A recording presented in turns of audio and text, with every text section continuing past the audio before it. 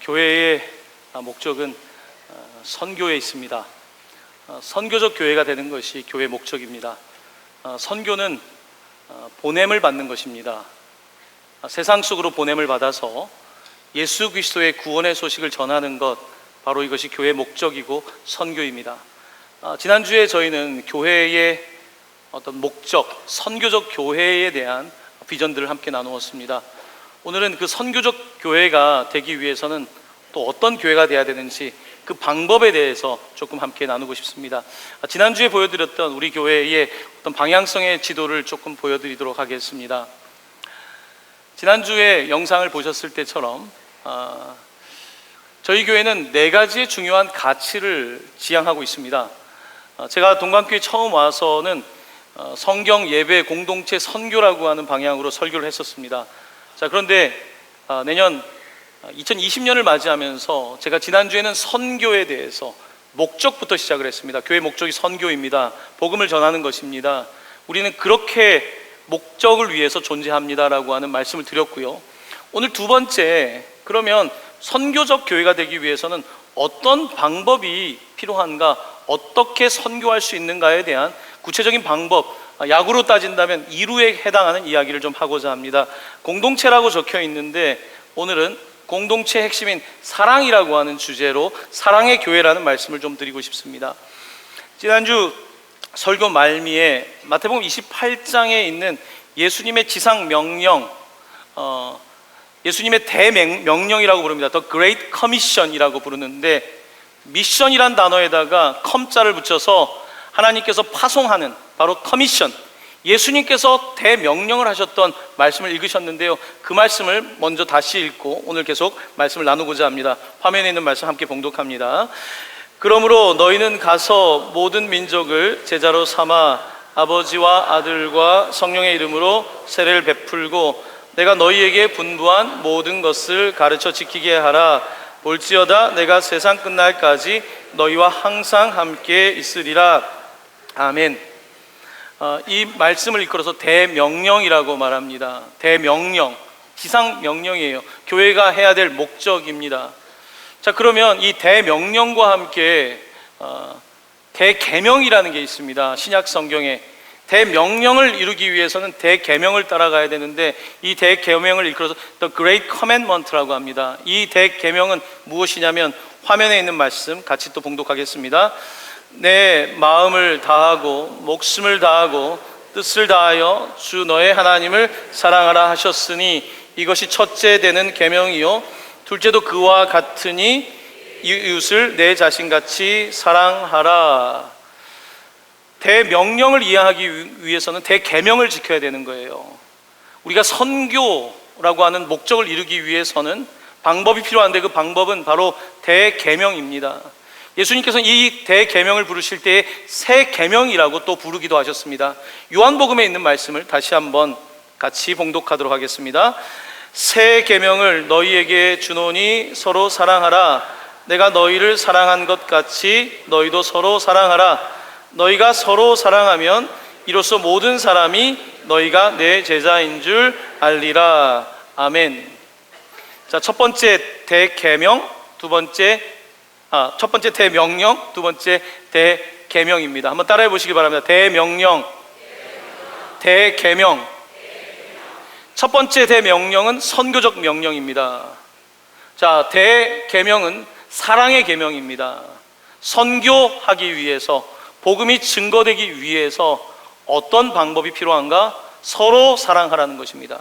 서로 사랑하라고 예수님께서는 방금 읽은 구절에서 3번이나 말씀하시며, 너희가 서로 사랑할 때에 사람들이 너희를 보면서 내 제자인 줄 알게 되고 복음의 문이 열릴 것이라고 말씀하고 있습니다. 교회는 결국은 사랑의 방법 외엔 없습니다. 세상은 다른 방법으로 자신의 세를 확장시킬 수 있지만 교회는 그렇지 않습니다. 교회는 십자가에 밀어난 도, 예수님께서 우리를 사랑하셨다, 예수님께서 우리를 사랑하셔서 이 땅에 오셨고 우리를 위하여 죽으셨고 그가 또한 다시 오실 것이라고 하는 바로 이 사랑의 방법이 바로 교회를 교회되게 하는 것입니다. 바로 이 사랑이 없으면 더 이상 선교는 진행될 수 없습니다. 바로 그러므로 오늘 여러분에게 선교적 교회가 되기 위해서 그럼 우리는 어떻게 사랑해야 되는가에 대한 말씀을 좀 드리고 싶습니다. 자, 사랑에 관하여서 말할 때에 우리는 오늘 사도행전 2장의 초대교회의 모습을 함께 바라보게 됩니다. 초대교회가 성장하게 되고 선교적 교회를 이루게 있었던 그 원인이 있었습니다. 그 원인을 좀 함께 보고 싶은 것입니다. 자, 먼저 여러분들과 함께 오늘 읽었던 말씀의 47절 말씀입니다. 이 말씀을 저와 함께 같이 봉독하겠습니다. 하나님을 찬미하며 또 온 백성에게 칭송을 받으니 주께서 구원받는 사람을 날마다 더하게 하시니라. 아멘. 자, 주께서 구원받는 사람을 날마다 더하게 하신 거예요. 약으로 따진다면 점수가 나는 거예요. 약으로 따진다면 계속해서 사람이 더해지는 거예요. 더욱 영혼 구원의 결과와 열매가 나타나게 된 것입니다. 어떻게 했길래 초대교회는 그렇게 열매가 나타나게 되었을까? 자, 거기에 대한 중요한 단서를 오늘 우리는 27절 본문에서 계속해서 볼 수가 있습니다. 주께서 구원받는 사람을 더하게 하셨다는 앞에 하나님을 찬미하며 그 다음 구절에 집중을 해보십시오. 또 온 백성에게 칭송을 받으니 라고 되어 있습니다. 자, 선교가 되려면, 전도가 되려면 여러분과 제가 칭송을 받아야 되는 거예요. 다른 사람들에게 칭찬을 받아야지 전도가 되는 거예요. 선교사님이 선교지에 가서 처음 만난 사람들인데 그들에게 칭찬을 받아야 되는 거예요. 해외에서 선교사가 왔는데 정말 어려운 사람들을 사랑하고 돌보아주고 헌신하시는 모습이 드러날 때 칭송을 받게 되고 그가 전하는 복음을 듣게 되는 것입니다. 교회도 마찬가지입니다. 지역사회 선교 전도도 되기 위해서는 칭송을 받는 게 중요한 거예요. 동방교회가 칭송을 받게 되면 하나님께서 날마다 구원받는 사람을 더해 주시는 것입니다. 하나님께서 더해 주시지만 우리가 해야 될 일이 있습니다. 바로 그것은 우리가 칭송을 받는 것입니다. 사랑을 받는 것입니다. 자, 오늘 본문 말씀은 흥미롭게도 누가라고 하는 저자가 기록하고 있습니다. 성령의 빛 가운데서 누가가 기록하는데, 누가는 누가복음과 사도행전을 기록했는데요, 정말 저도 이번에 설교를 준비하면서 한 저자가 썼다는 것에 대해서 분명하게 깨닫게 된 대목인데, 누가복음 2장 마지막 절에는 예수님이 어떻게 성장했는지를 말씀하고 있습니다. 자, 사도행전 2장 끝에는 교회가 어떻게 성장했는지를 말씀하고 있습니다. 누가는 누가복음 2장과 사도행전 2장에 각각 예수님의 성장 과정 그리고 교회의 성장 과정에 대해서 같은 단어를 사용하고 있는 것을 설교를 준비하면서 발견하게 되었습니다. 자, 화면에 예수님의 성장 과정입니다. 누가복음 2장 52절인데요, 함께 한 목소리를 봉독합니다. 예수는 지혜와 키가 자라가며 하나님과 사람에게 더욱 사랑스러워 가시더라. 아멘. 자, 화면을 보시면 예수님은 성장했다는 것입니다. 그런데 그가 하나님과 사람에게 사랑스러워 갔다라고 기록되어 있는데요, 사랑스러워 갔다라고 하는 이 단어가 오늘 본문 가운데 백성에게 칭송을 받았다는 단어와 같은 단어를 사용하고 있습니다. 사랑스러워 간다는 것과 칭송을 받는다는 것이 같은 단어인 거예요. 예수님이 성장하실 때에 하나님의 아들일 뿐만 아니라 사람들에게 사랑스러웠다는 거예요. 예수님을 보면 사랑이 느껴졌던 거예요. 예수님을 보면 하나님의 은총을 받은 자의 모습이 드러난 거예요. 자, 사도행전도 같은 방법으로 초대교회가 예수님을 믿고 성령을 받았을 때에 어떤 일이 벌어졌냐면 그들이 하나님께 사랑을 받는 것뿐만 아니라 다른 사람들에게 사랑스러웠다는 거예요. 칭송을 받게 되었다는 거예요. 예수님의 성장 과정과 교회의 성장 과정에는 반드시 사람들에게 사랑을 받는, 사람들에게 칭송을 받는 과정이 반드시 필요하다고 오늘 본문은 말씀하고 있습니다. 사랑하는 성도 여러분, 오늘 우리 교회는 칭송받는 교회입니까? 오늘 우리 교회는 사랑스러운 교회입니까? 동네 지역 사람들이 들어와서 이 교회는 참 사랑스럽다, 사람들이 지나가다가 교회를 소개해달라고 할 때 동방교회 가보세요, 그 교회 참 사랑스러운 교회입니다. 저는 교회를 다니지 않지만, 저는 집안 내내로 신앙이 없지만 제가 듣기로는 동방교회는 참 사랑이 많은 교회입니다. 여러분, 그런 말이 들리기 시작하면 주께서 구원받는 사람을 더하게 하시는 것입니다. 자, 주께서 더하시는 거지 우리가 더하게 할 수 없습니다. 주께서 구원하시는 것이지 사람이 구원할 수 없습니다. 하지만 우리가 할 수 있는 것이 있습니다. 바로 그것은 우리가 사람들에게 인정받는 것, 우리가 세상 사람들에게 사랑스러워 가는 것, 칭송받는 것, 여기까지는 우리의 역할인 것입니다. 그때 하나님께서 구원받는 사람을 더해 주시는 것입니다. 사랑하는 성도 여러분, 저는 부천 동방교회가 사랑스러운 교회가 되기를 간절히 축원합니다. 동방교회가 칭송받는 교회가 되기를 간절히 축원합니다. 사람들이 동방교회를 보면서 저곳에 은총받은 사람들이 모여있다라고 하는 그와 같은 축복을 받게 되기를 다시 한번 간절히 축원합니다. 그렇습니다. 오늘 본문 말씀은 이렇게 교회가 칭송을 받았다는 이야기를 하고 있는데요. 자, 그러면 교회가 어떻게 칭송을 받게 되었을까? 어떤 교회였을까에 대해서 자, 오늘 본문의 말씀을 저는 사랑이라고 하는 키워드를 가지고 계속해서 나누고 싶습니다. 전체 다 읽을 수는 없고요. 오늘 여러분들과 함께 먼저는 44절 말씀을 읽고 싶습니다. 44절 함께 봉독하겠습니다. 시작. 믿는 사람이 다 함께 있어 모든 물건을 서로 통용하고. 자, 믿는 사람들이 교회를 이루어서 다 함께 했다는 거예요. 그러면서 모든 물건을 서로 통용했다. 여기서 통용이라고 하는 단어는 이렇게 의역할 수 있습니다. 소소한 것들도 같이 했다, 이런 뜻이에요. 성도들이 믿음 생활을 하면서 예배만 드리고 예배 끝났다 간 게 아니라 성도들이 함께 서로에게 소소하게 사랑을 나눴다는 것입니다. 서로 오고 갔다는 거예요. 주고받았다는 거예요. 필요한 사람들에게 공급해주는 그와 같은 통용이 있었다고 말씀하고 있습니다. 자, 그런데 그 통용에 대해서 설명하고 있는데 45절은 조금 더 깊이 있게 우리에게 이렇게 설명을 하고 있습니다. 45절 말씀 같이 봉독하겠습니다. 또 재산과 소유를 팔아 각 사람의 필요를 따라 나눠주며. 재산과 소유를 팔아서 성도끼리 도와줬다는 이야기가 나오고 있습니다. 여러분, 사람이 가지고 있는 가장 중요한 욕구 가운데 하나가 소유욕이거든요. 소유욕. 여러분, 자녀에 대한 소유욕이 얼마나 강합니까?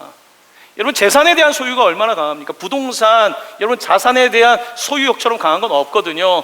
공산주의가 자본주의를 이길 수 없었던 이유는 바로 이 소유욕에 관한 부분을 공산주의는 잘못 파악한 거였어요. 사람들은 소유욕이 있어요.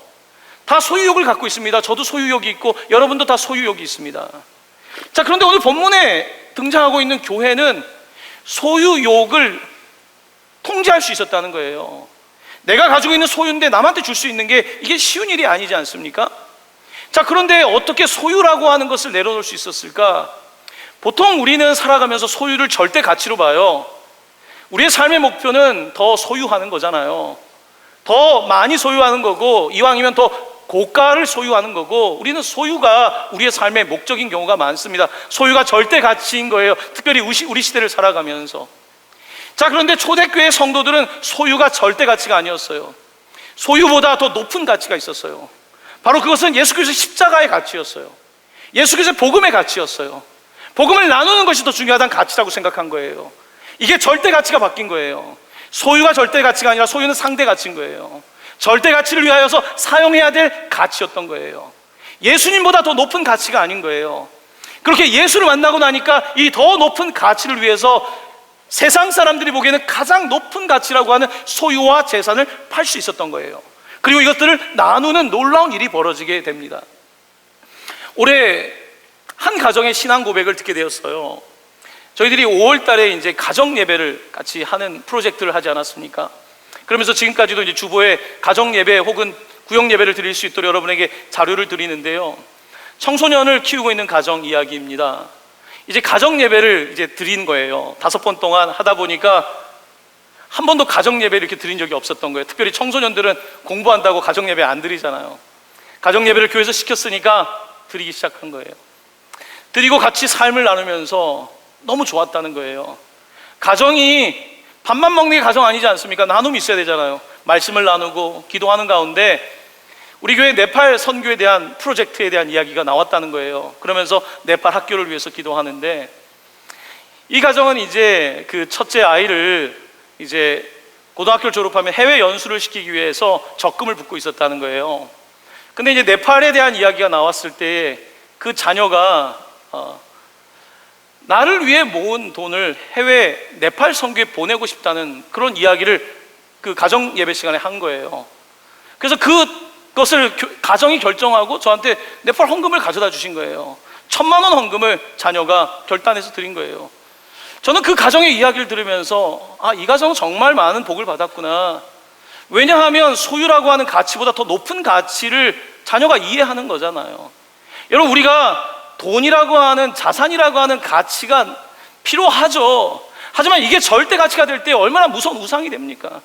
그런데 이 가정에 이 가치보다 더 높은 가치를 위하여서 드릴 수 있다는 것, 여러분, 이 아이가 얼마나 더 크게 될 수 있겠습니까? 내가 여기를 목표로 하는 것보다 저 위를 목표로 하는 게 더 인생이 나아가는 건데, 이와 같은 인생의 목표를 갖는다는 것은 너무나 큰 복인 거죠. 자, 오늘 본문 가운데 그런 일이 벌어진 거예요. 성도들이 자기의 소유에 대한 욕구를 상대화시키기 시작한 거예요. 돈이 상대화되기 시작했고 예수가 절대화되기 시작한 거예요. 이와 같은 변화가 교회 가운데 일어나게 되니까 교회 안에서 어려운 사람들이 있었던 거예요. 특별히 초대교회에는 혼자 된 과부가 참 많았습니다. 그 당시에 경제활동을 없는 사람들이 너무 많았단 말이에요. 왜냐하면 사회에 대단한 사람들이 오는 게 아니라 어려웠던 사람들이 교회로 왔기 때문에 그들을 돌보아주는 사역들이 교회에서 펼쳐지게 되었던 것입니다. 자, 그렇게 초대교회는 이렇게 필요한 것들을 공급하는 교회가 된 거예요. 이런 말씀이 계속 진행됩니다. 지금 우리가 사도행전 2장을 읽고 있는데요, 사도행전 4장은 마지막에 이렇게 기록하고 있습니다. 화면에 있는 말씀 함께 봉독하겠습니다. 믿는 무리가 한 마음과 한 뜻이 되어 모든 물건을 서로 통용하고 조금이라도 자기 것이라 하는 이가 하나도 없더라. 아멘. 얼마나 은혜를 받았으면 자기 물건을 통용하고 자기 재물에 대한 집착이 사라지기 시작했다는 거예요. 나는 먹고 살면 됐지 라고 생각하고 나눌 수 있는 사람들이 되어가기 시작한 거예요. 상당히 성숙한 교회가 된 거죠. 자, 우리가 45절에 읽으면서 보아야 될 건 사랑이란 무엇인가? 재산과 소유를 팔았는데 뭐라고 되어 있냐면 각 사람의 필요를 따라서 나눠줬다는 거예요. 각 사람의 필요를 따라서. 여러분, 사랑은 내가 필요한 것을 남에게 주는 게 아니라 남이 필요한 걸 주는 게 사랑 아닙니까? 남이 필요한 걸 줘야 되는 거예요. 이게 사랑이란 말입니다. 제가 98년도에 미국에 이제 유학을 갈 때에 부모님이 혹시 유학 생활 중에 비상사태가 벌어졌을 때 쓰라고 저한테 신용카드 하나를 주셨어요. 저는 그 신용카드를 1년 이상 한 번도 쓰질 않았어요. 저는 그냥 그걸 가지고 있어요. 왜냐하면 비상사태가 아직은 없었기 때문에. 자, 그런데 제가 이제 유학 2년 차에 접어들었을 때 사랑하는 사람이 생겼어요. 사랑하는 사람이 생겼는데 제가 카드를 쓰기 시작하더라고요. 저는 원래 그 당시에 더더욱 짠돌이였기 때문에 절대로 돈을 쓰는 사람이 아니었어요. 물질을 쓰게 되더라고요. 뭐 많이 쓴 건 아니지만 카드를 썼어요. 네. 신용카드를 썼어요. 비상사태였어요. 오늘 이 사람을 놓치면 어떡합니까? 안 되잖아요. 해야 되는 거예요. 여러분, 사랑은요 돈을 쓰는 데 있더라고요. 연애하려고 하는데 돈 안 쓰면서 연애하면 혼자 사시는 게 좋습니다. 연애는 돈이에요. 사랑은 돈이에요. 영화도 봐야 되고 밥도 먹어야 되고 필요한 것도 사줘야 되고, 이게 사랑이에요. 여러분, 선교가 사랑이잖아요. 선교 돈 많이 들어갑니다. 선교는 돈이란 말이 있어요. 사랑한다고 선교한다고 해놓고서 돈 안 쓸 거면 선교란 말 빼야 돼요. 사랑한다고 해놓고서 돈을 쓰지 않는다? 저희가 네팔 학교를 세웠는데 10억 이상의 지금까지 돈을 썼습니다. 10억이 아깝습니까? 아니에요. 더 써야 돼요. 더 쓸 수 있어야 돼요. 그게 사랑하는 거 아닙니까? 사랑한다는 것은 그 사람의 필요에 따라 주는 거거든요. 필요에 따라서. 저희 동방교회에서 벌써 이제 100 행사를 하면서 크리스마스에 선물을 주잖아요. 지난주에도 이제 막 120개 선물을 가져가셨어요. 나눠주죠. 이 행사를 하게 된 배경을 들으신 분들은 알고 계시지만, 제가 미국에 청소년 상담을 할 때에 가정 방문 상담 일을 했었습니다. 제가 만났던 이 아이는 중학교 1학년 아이였어요. 근데 이 아이가 살던 집은요, 미국 사람들 다 잘 살지 않습니다. 이 아이의 집에 냉장고를 가서 열어보면요, 맥도날드 케찹 몇 개 남아 있고요, 식빵에 케찹을 발라 먹는 정도 수준이에요. 어느 날 돈을 다 쓰면 이렇게 되는 거예요. 얘가 먹을 게 없어요. 이 아이는 집에서, 또 그 아이의 누나는 미혼모였어요. 또 그의 형은 정신분열이 있는 조현병이었어요. 이 아이가 이 가정에서 너무 어려웠던 거예요. 이 아이를 제가 데리고 차를 타고 동네를 돌고, 또 상담사가 뭐 사주면 안 되거든요. 차를 타고 다니는 건 할 수 있으니까 간단하게 뭐 그런 건 도와줄 수 있지만, 이 아이를 만나면서 제가 들었던 그 아이의 아픔 가운데 하나는, 이 아이에게는 생일이 고통스러웠던 거예요. 왜냐하면 엄마가 생일을 기억하지 못하는 거예요. 생일 선물을 받아보지 못한 거예요. 크리스마스가 괴로운 거예요. 왜냐하면 남들은 크리스마스 선물이 많은데 나는 없으니까. 저는 그 아이를 만난 이후에 크리스마스가 되면 꼭 누군가에게 뭘 주는 이런 모습을 해야겠다는 마음을 가졌어요. 동강교회 와서 백 행사를 하게 된 거예요. 자, 그런데 저희 교회 행사의 특징은 여러분이 아무거나 사서 주는 게 아니에요. 그 아이가 갖고 싶은 선물을 써서 내면 그걸 사서 주는 거예요. 어르신들이 혹시 필요한 게 있으면 그걸 써서 내면 그걸 주는 거예요. 사랑이란 필요한 것을 주는 거예요. 내가 쓰다 남은 걸 주는 것도 아니고요, 내가 소중하게 생각하는 것을 주는 것이 아니라 상대방의 필요를 따라 주는 것이 사랑인 거예요. 바로 백행사는 그와 같은 취지를 가지고 있는 거예요. 해마다 필요한 것들을 나눠주는 거죠. 사랑하는 성도 여러분, 필요를 채워주는 게 사랑이에요. 필요를 채워주기 시작하니까 사람들이 이제 거기에 대해서 반응을 하는 거죠. 작년에 선물을 받았던 아이가 또 받을 거예요.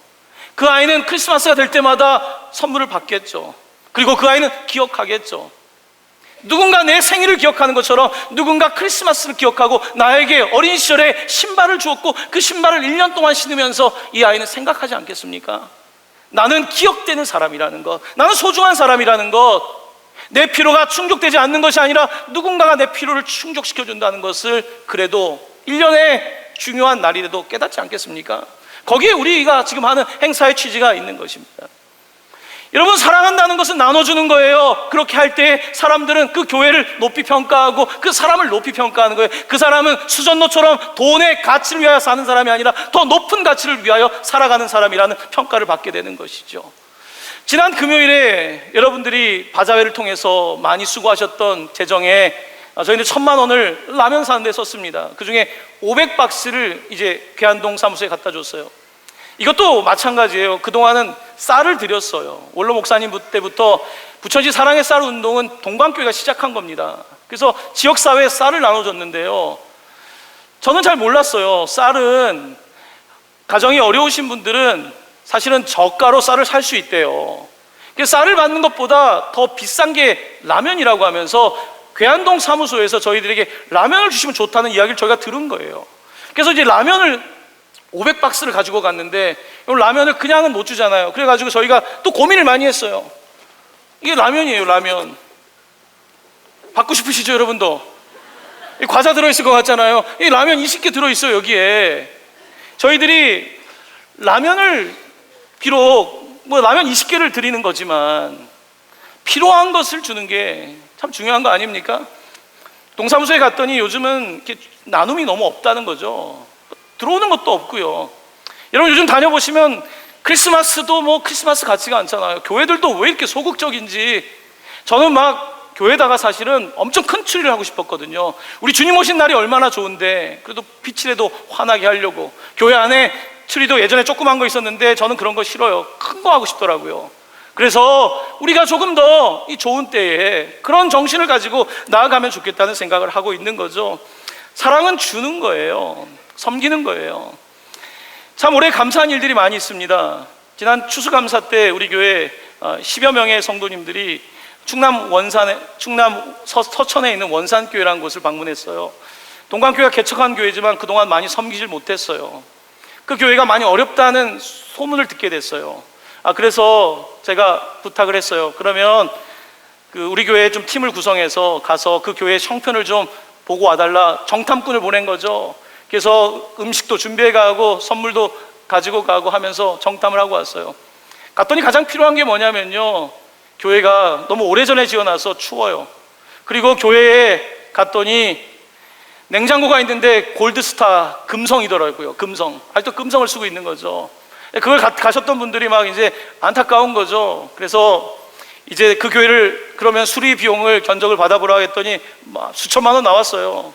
장로님들과 함께 어떻게 합니까? 저는 장로님들이 차근차근히 하시죠 라고 말할 줄 알았는데 단칼에 진행하시죠.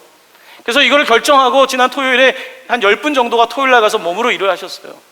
그리고 어떤 성도님은 자기의 시간을 쪼개서 일주일에 한 번씩 내려가서 일을 하시는 분이 계세요.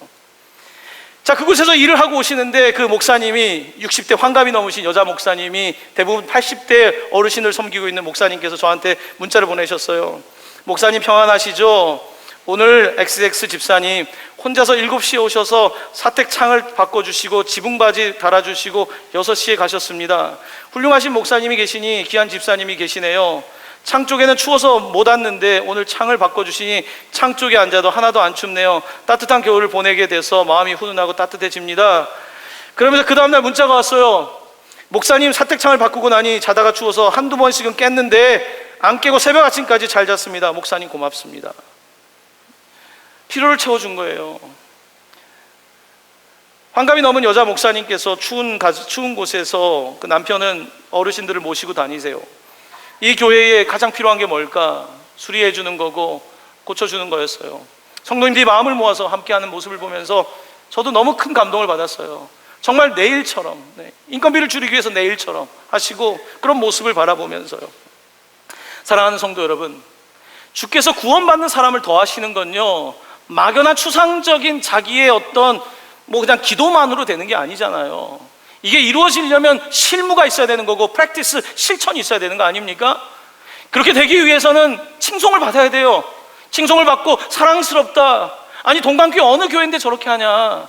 동방교회는 어떤 교회인데 계속해서 해마다 벌써 9년째 일본에 와서 저런 선교를 하고, 동방교회는 어떤 교회인데 그래도 북한 사역을 한다고 저렇게 하고. 여러분, 그런 소문이 나야 되는 거예요. 동방교회가 지역사회에 라면을 주고 지역사회에 백행사를 하고 요식행위를 넘어서서 조금씩 더 할 때에 교회가 사랑스러운 교회, 칭송받는 교회가 될 때에 하나님께서 믿는 사람을 더해 주시는 것입니다. 부천 동방교회의 선교적인 목표는 바로 사랑의 교회가 되어 갈 때만 이루어지는 거예요. 선교는 외침이 아니라 주는 데에 있습니다. 바로 이것이 사도행전의 교회의 원리인 거예요. 사랑스러운 교회가 되는 것입니다. 저는 부천 동방교회가 점점 더 사랑스러운 교회가 되어가기를 원하면서 한 가지 2020년에 하고 싶은 일이 있습니다. 아까 야구장 보셨을 때, 자, 교회가 선교도 어렵지만요, 야구 경기를 하면 2루까지 가기 어려워요. 2루까지만 가면 안타를 치면 점수를 낼 수 있거든요. 2루까지 가는 게 대부분 교회들이 잘 못해요. 2루까지 가려면 어마어마한 노력이 필요해요.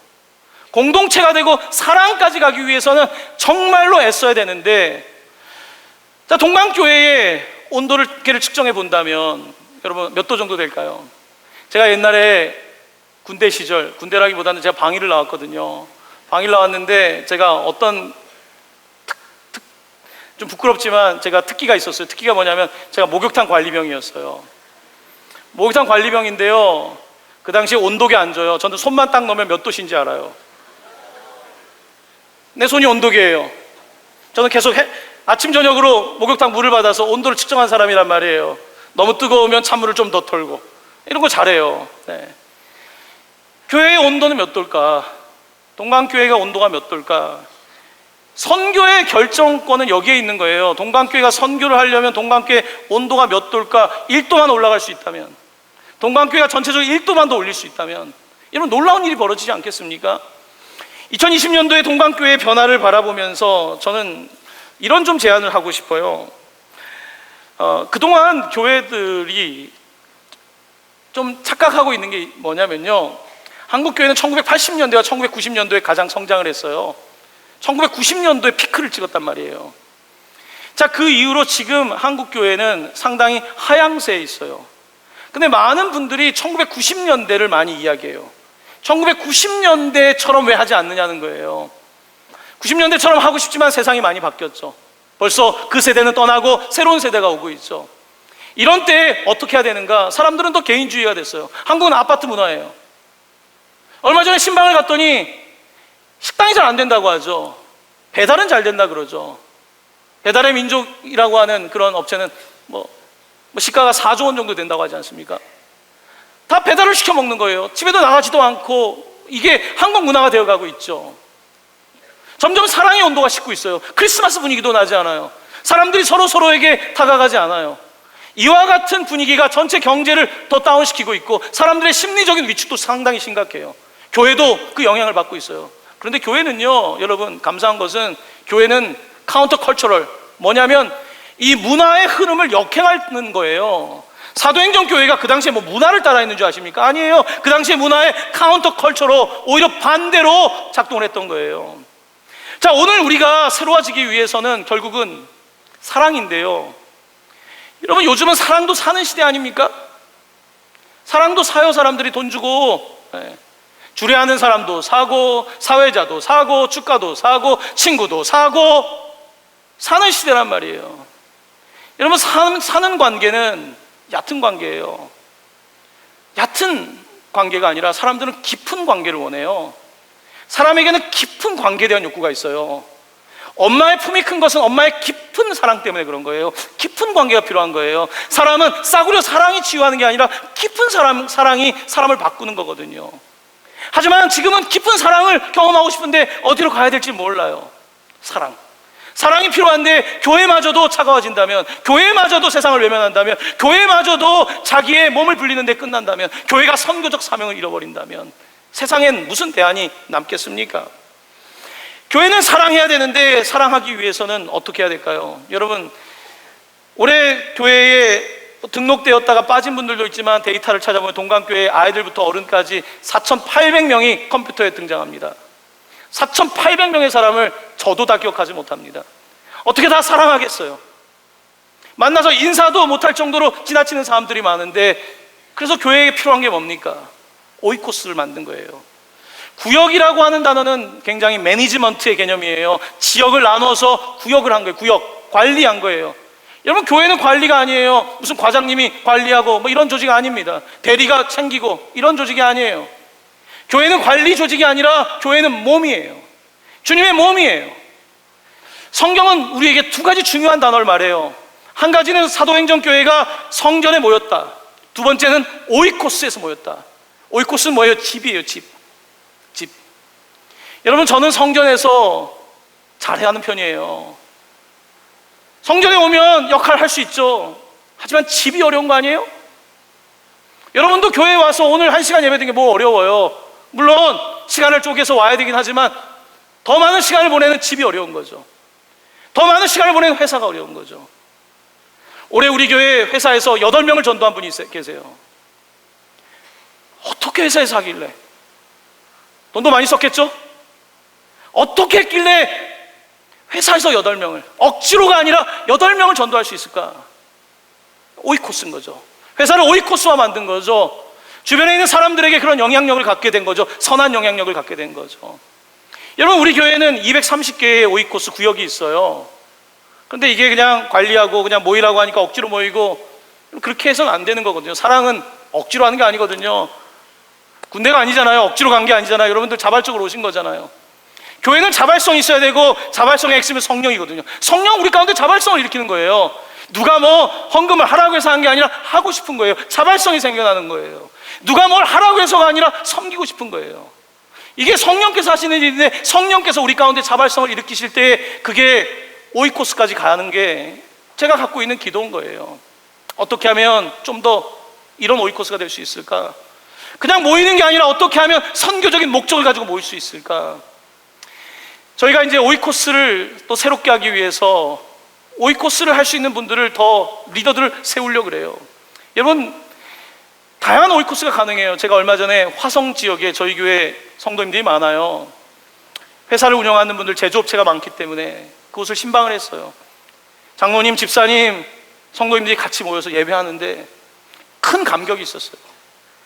공장에 냄새 나는 곳에서 같이 예배하는데 그 감격, 이게 오이코스인 거예요. 같이 지역에 있는 사람들이 모여서 이제 회사 오이코스가 가능한 거죠. 남성 오이코스가 가능한 거죠. 혹시 여러분 뜨개질 하시는 분 계십니까?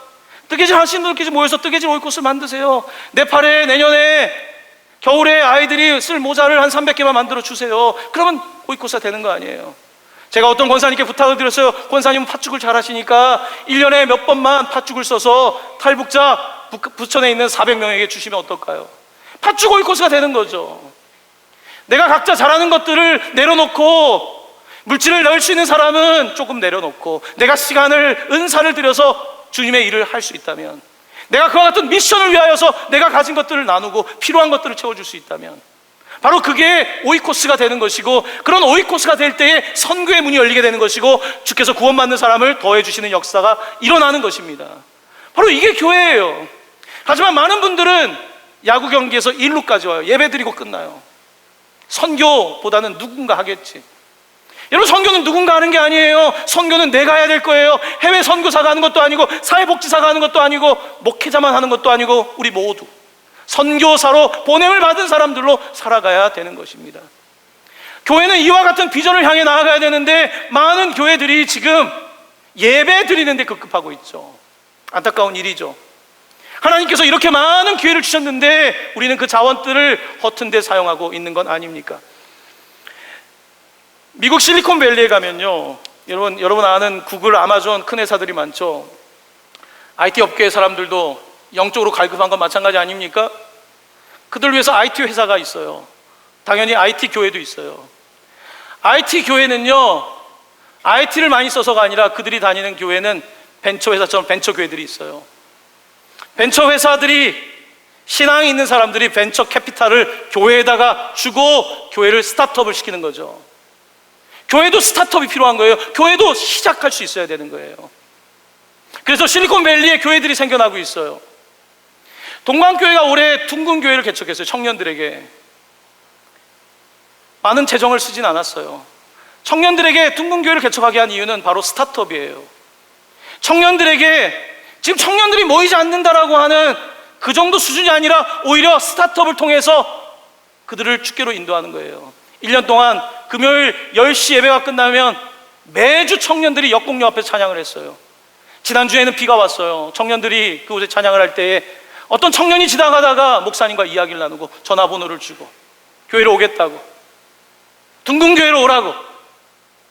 어떤 성도님이 자녀가 교회를 나오지 않는다고 하는데 제가 그 자녀의 전화번호를 주고 연락을 해서 그 청년이 나오고, 어제 15명의 믿지 않는 청년들 혹은 주님을 떠났던 청년들이 함께 모였어요.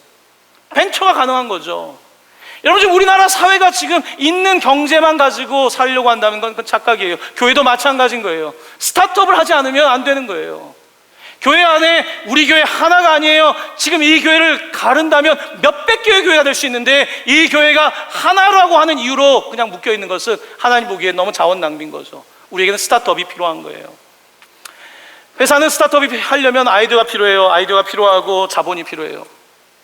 교회는 도대체 어떻게 스타트업을 할 수 있을까? 사도행전은 어떻게 스타트업을 했을까요?